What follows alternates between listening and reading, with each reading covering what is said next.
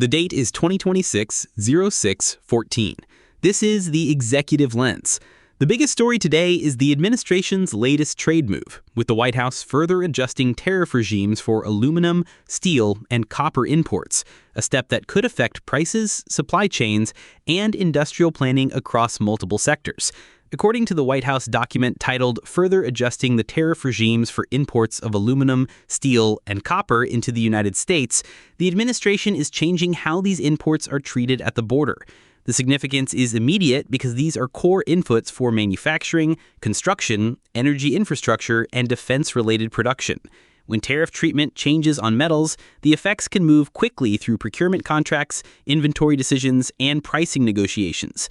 The White House framing suggests this is not a narrow technical correction, but part of a broader trade posture that continues to use tariffs as an active policy tool. The practical question now is how importers, domestic producers, and downstream buyers respond.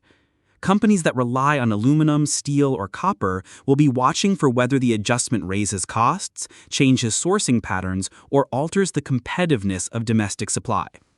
For federal agencies, the issue is also administrative. Customs enforcement, guidance to importers, and any follow-on clarification from the Commerce Department or U.S. Trade Representative will determine how quickly the policy is implemented and how much uncertainty remains in the market.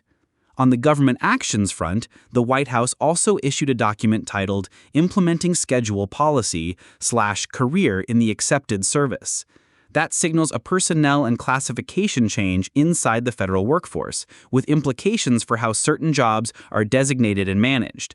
The operational importances in hiring flexibility, employee status, and how agencies structure sensitive positions. The White House also released Realigning United States Core Childhood Vaccine Recommendations with Best Practices from Peer Developed Countries. Because this was already covered in yesterday's episode, we are not repeating it here, but it remains a live policy area for agencies and public health officials. Here is the story most people missed. The White House's personnel document on schedule policy/career in the accepted service may not draw the same attention as tariffs or health policy, but it can matter just as much for how the executive branch functions. Changes to federal job classification can affect who is hired, how quickly agencies fill vacancies, and how much discretion managers have over key posts. What to watch today? First, whether the administration or the Commerce Department issues implementation guidance on the new metal tariff adjustments. Second, whether industry groups or importers respond with warnings about cost increases or supply disruptions. Third, whether agencies begin clarifying how the accepted service policy will be applied in practice. That is the Executive Lens for 2026-06-14. Sources in the episode notes. Back tomorrow.